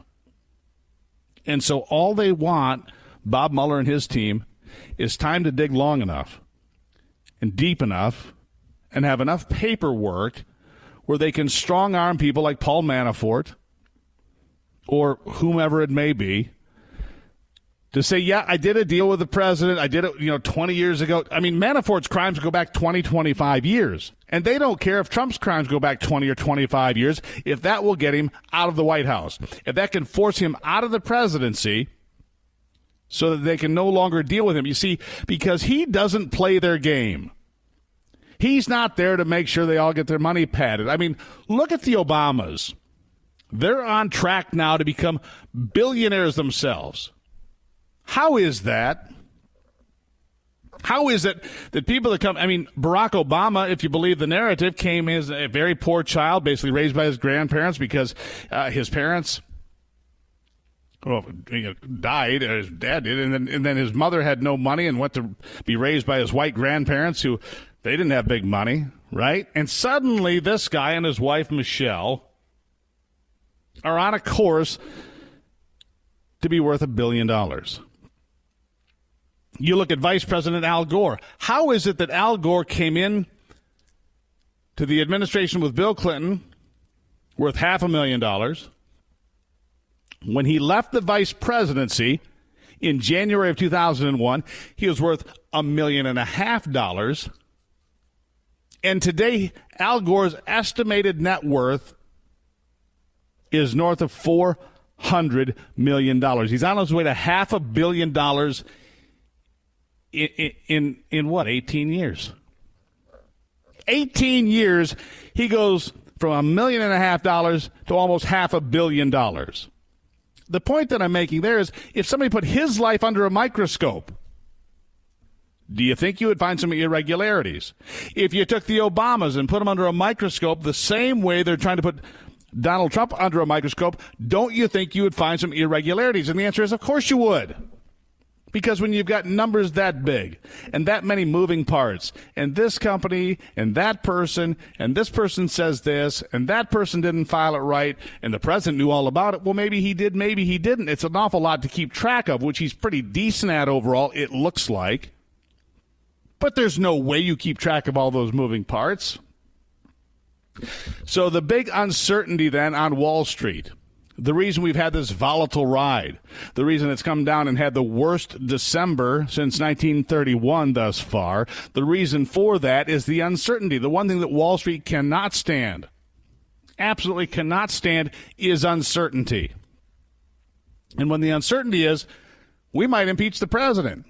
Now, of course, the Democrats didn't talk about that much during the last several weeks of the election. They talked about health care, even though health care was not the primary concern of American voters in September, according to Pew Research and others. The number one concern for American voters 6 or 8 weeks out from the election was illegal immigration. I can assure you that illegal immigration is still a major concern for Americans across this country. The majority of Americans, the vast majority of Americans, still believe that a fence or a border barrier, like the picket fence that we've seen, the steel picket fence with the steel tops on it that are pointy and look, well, like they'd be rather uncomfortable.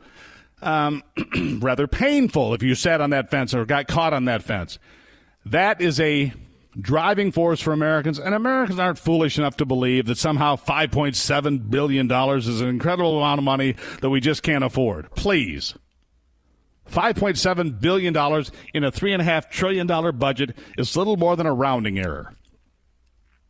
My God, we learned here earlier this year from a study at Michigan State University there's more than $400 billion spent annually in this country that is not authorized. $400 billion in this country that isn't even authorized, spent every year. And that's only over a 20-year period. Think about the debts we have. Iraq and Afghanistan cost us north of $5 trillion through 2017 February. Couple that with another $4 trillion that's been spent over 20 years in unauthorized spending by this government. Suddenly you're looking at $8 or $10 trillion. Suddenly our debt isn't $22 trillion, it's 12. And then you have to ask sometimes, are we really that incapable or incompetent? Or is some of it by design? Scratch your head on that one for a moment or two. Steve Gruber sitting in on the Chad Benson Show.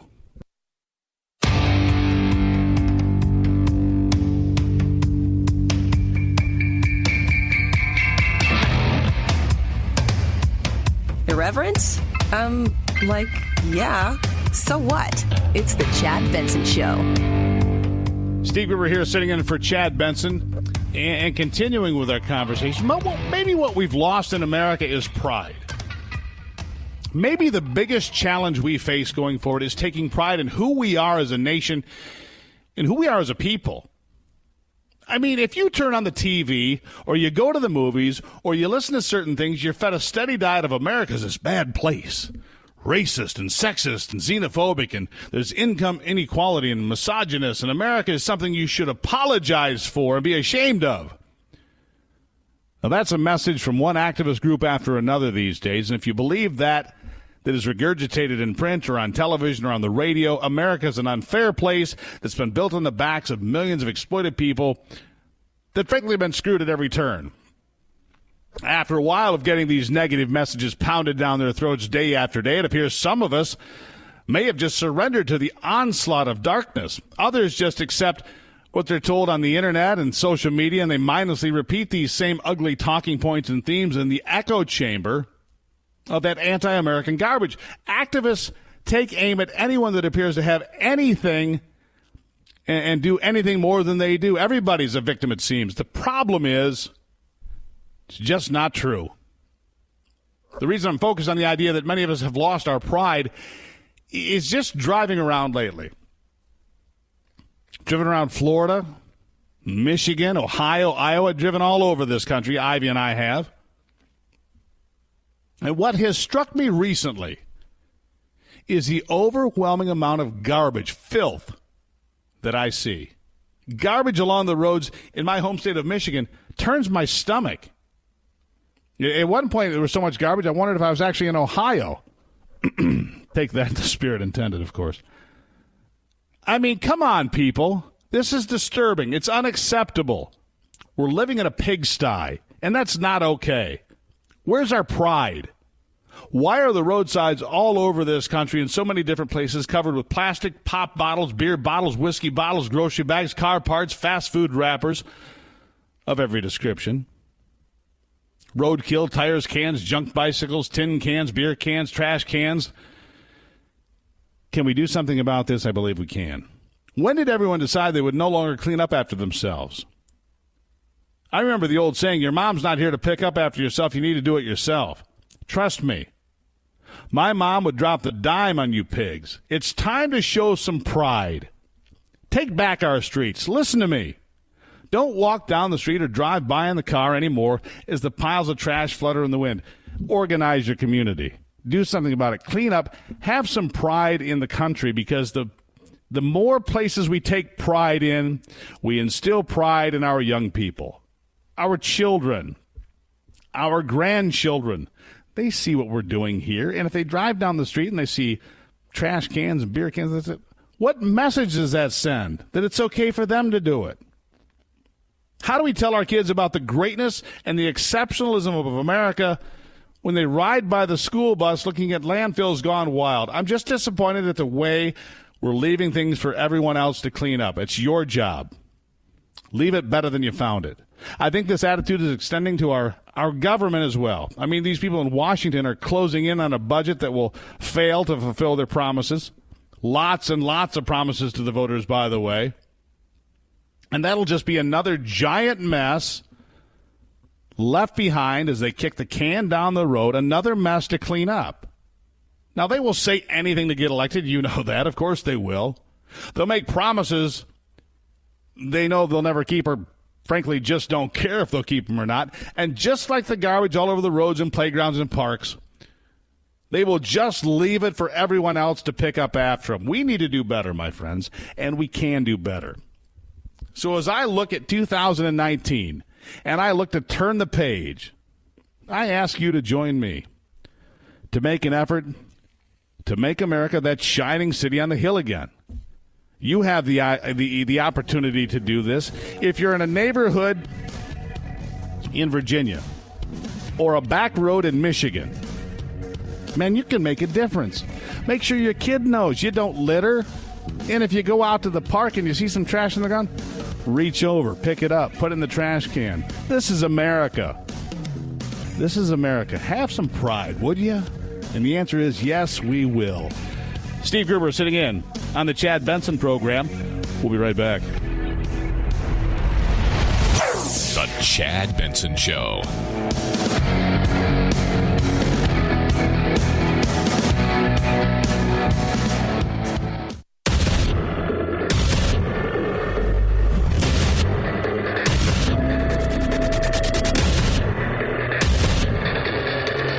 Independent in thought and punk rock in life. It's the Chad Benson Show. Steve Gruber sitting in for Chad Benson. Really enjoying it, by the way.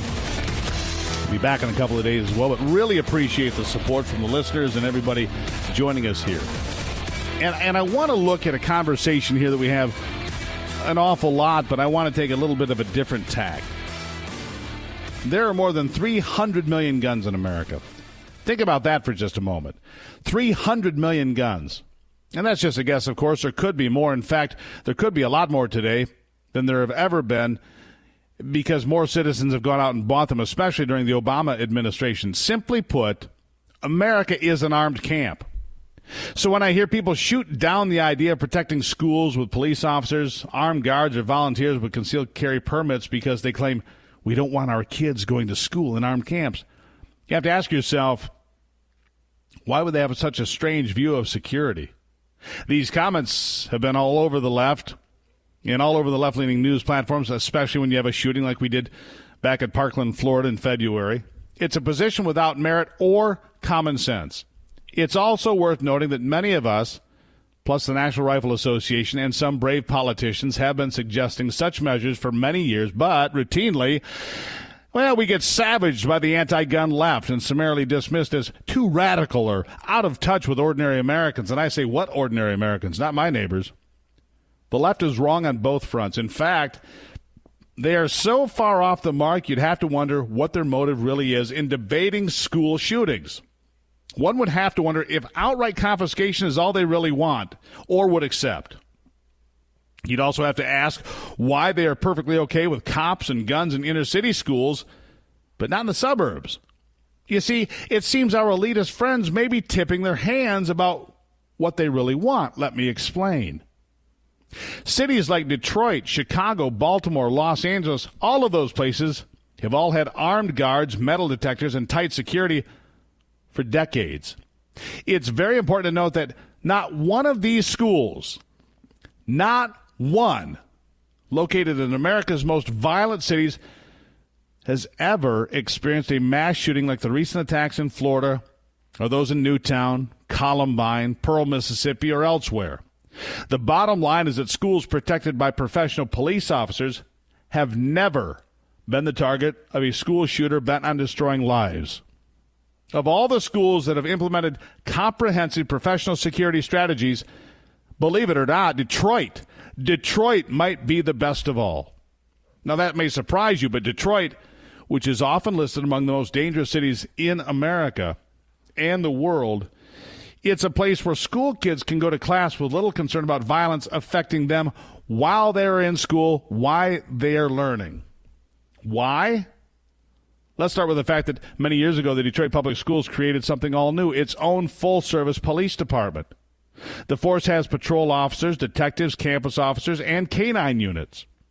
The department operates from a state-of-the-art 23,000 square foot command center built in 2011 and provides around-the-clock surveillance and security to make sure that everyone in and around the public schools knows that safety and security are very serious priorities, the top priorities.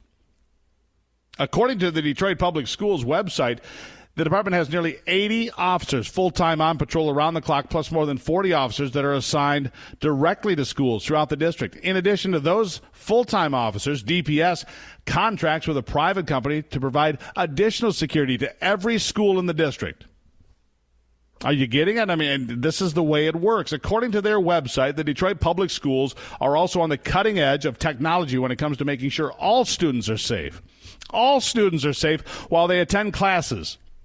The high-tech tools in place include a state-of-the-art concealed weapons detector that use advanced magnetic technology to detect firearms, knives, or other potential threats to the staff and students. Upgraded camera and monitoring systems are in place across the district so those in the command center can monitor each building and respond quickly to any threat. There's also a new badge system that includes cameras, driver's license readers, and printing for credentials to be on campus. One other factor may be one of the keys to keeping the schools safe for everyone there, and that's volunteers that patrol neighborhoods around the buildings. Volunteer vehicle patrols are on the job covering 3 shifts a day every day, on the lookout for anything out of the ordinary or anyone that might pose a threat. The volunteers are trained and asked to sign up for 1 year at a time.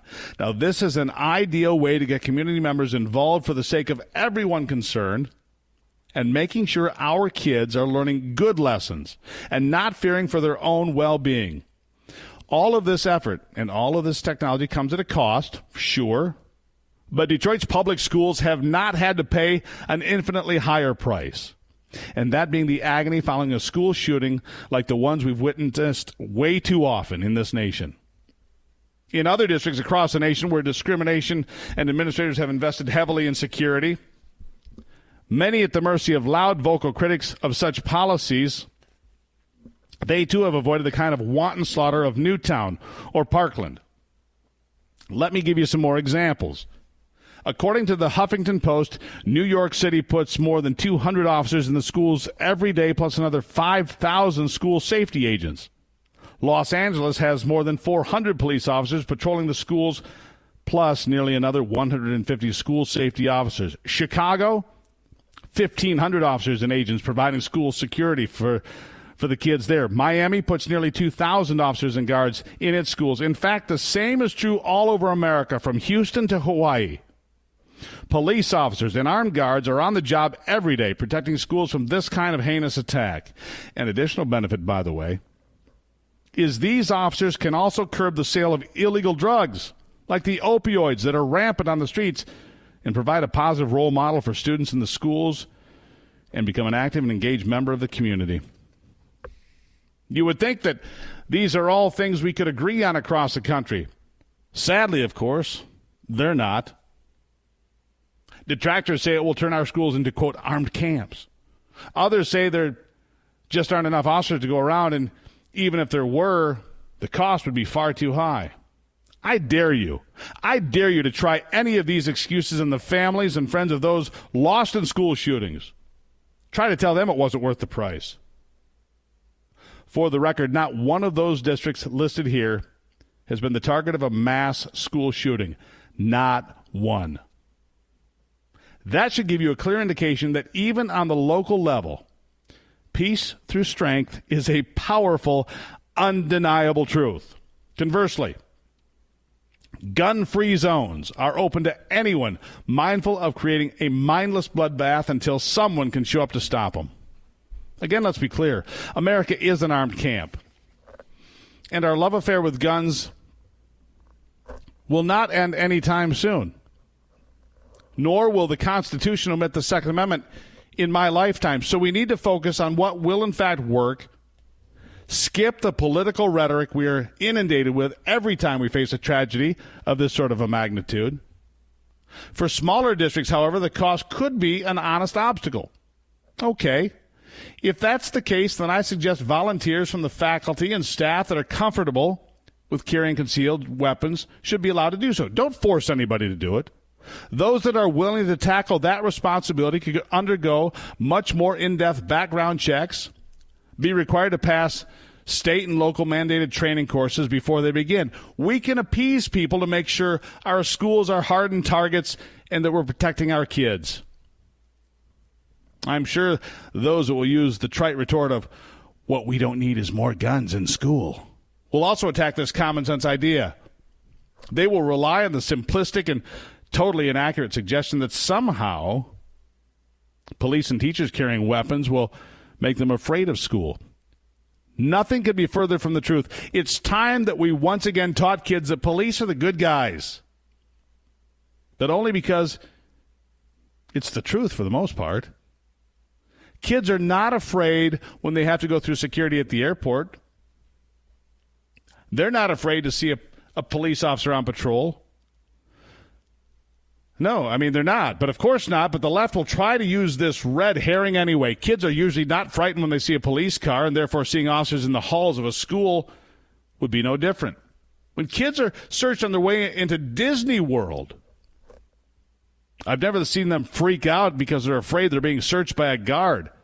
Disney has, by the way, lots of armed guards. So please, let's stop with the nonsense arguments about turning our country into a police state. There are far more people from the government carrying guns and enforcing laws here than at any time in my life, period. The IRS, the USDA, the Postal Service, and the National Park Service, along with dozens of other federal and state agencies, all carry guns. Big ones, lots of them, and they can attest to that fact. And by the way, they can arrest you if they see fit. Make no mistake, America is already a police state. You just have to take time and look and be honest and accept what's going on. The big false flag here is that somehow common sense gun laws will change any of that, whatever common sense gun laws mean. No, they won't. At least not for the better. That I can assure you. First of all, they will not be common sense. And second of all, if you take away citizens' rights while expanding the law enforcement powers of dozens of agencies, you have, by definition, expanded the police state. How is it that the left sits there and screams, too much government, too much government. We want more police officers. Newsflash, hello, that's government. It's time for a comprehensive plan to protect every single school in America from this kind of avoidable tragedy. Put police officers and metal detectors wherever you can afford them. Just do it. Put guards and security pinch points in other schools. Allow staff and faculty to volunteer to carry guns to protect our kids where cost is a limiting factor. Make sure that when someone does see something and they say something, that something actually gets done. That's key. That's critical. It is time, my friends, as we move to a new year, to move past partisan anti-gun politics and understand we will always have guns in America. Whether you like it or not, they're here. 300 million plus, maybe 400 million. The only question left is whether or not you're ready to pursue a multifaceted solution so we can stop seeing these kinds of gut-wrenching events on an all-too regular basis. And again, when you look at the experience in Detroit and you realize the schools in Detroit and Chicago and Los Angeles and Baltimore have never had a mass shooting the way they have in other places, you should stop, look what they're doing, and understand what works and why. I'm Steve Gruber sitting in on the Chad Benson Show.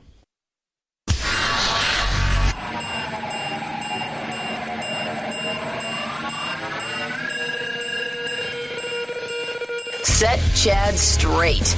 Text the show, 323-538-2423. That's 323-538-CHAD. Someone has to do it. Might as well be you. The Chad Benson Show. A man in debt is so far a slave, so said Ralph Waldo Emerson. Steve Gruber sitting in for Chad Benson.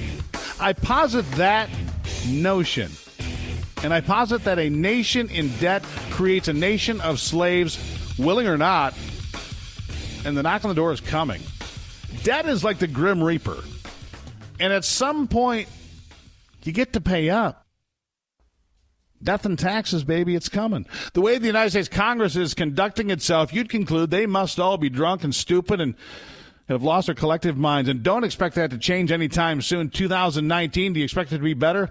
Whoa. If you do, I'll need to know what your prescription is. Spend more money, they scream, with eyes glazed over, spittle on the corners of their mouths with their money and their greedy, greasy fingers. They care not about the debt they're piling upon us or the weight it has upon us. In their stupor, they're praising themselves and our children and our grandchildren, whom this debt will land. And honestly, from where I stand, and I watch this over and over for 50 years, they don't give a damn.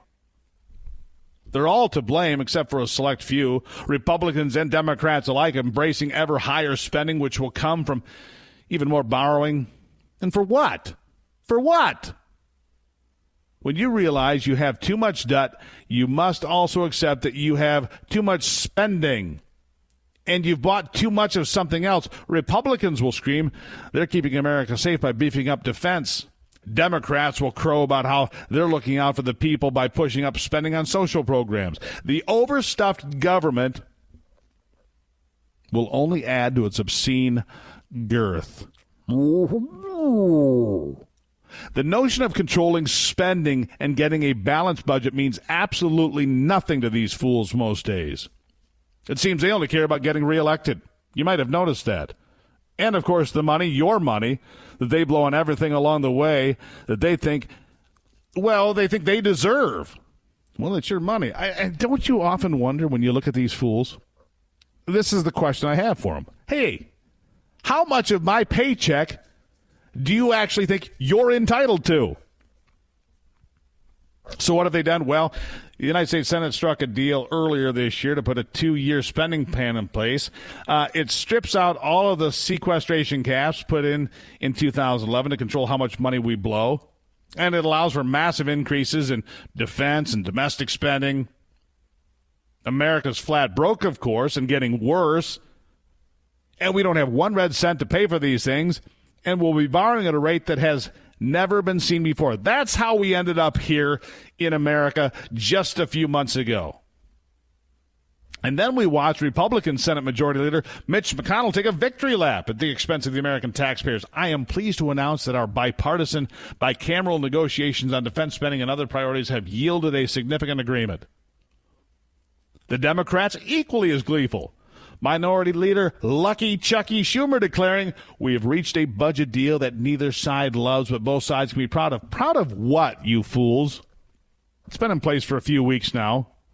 Both of those swamp lizards, McConnell and Schumer, sliding back into the black water and concerned that their behavior pushes us all further down into the abyss of indebted madness. The deal peels away the spending controls and allows us all to rack up $400 billion in all new and exciting spending. All new. Come on down. We've got more money to spend. No problem. It's yours anyway, and we don't care. Fools. There are a few brave souls that stand up from time to time, but they don't get anywhere. Jim Jordan of Ohio stood up to complain. Dave Brett of Virginia stood up to complain, then was promptly voted out of office in November. I mean, at some point say we're going to stop the spending, we're going to stand for something, we're not just going to shovel money into the abyss. We're not going to throw good money after bad. We're going to stop. And if we're smart, we're going to get a border wall out of it. We're going to get some security out of it. Will it play out that way? You know, I try to trust these people as best I can, but get something out of it? Not really sure. Tax the rich, feed the poor until there are no rich no more. You've heard that. It is the sentiment I keep coming back to. It just seems nobody is thinking about how truly dangerous all of this really is.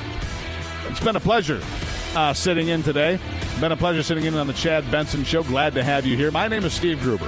You can find out more at stevegruber.com. You can follow me on Facebook and on Twitter and on Instagram. Great to have you here, my friends. We'll talk again in a couple of days on Friday. Until then, have a great week. This is the Chad Benson Show.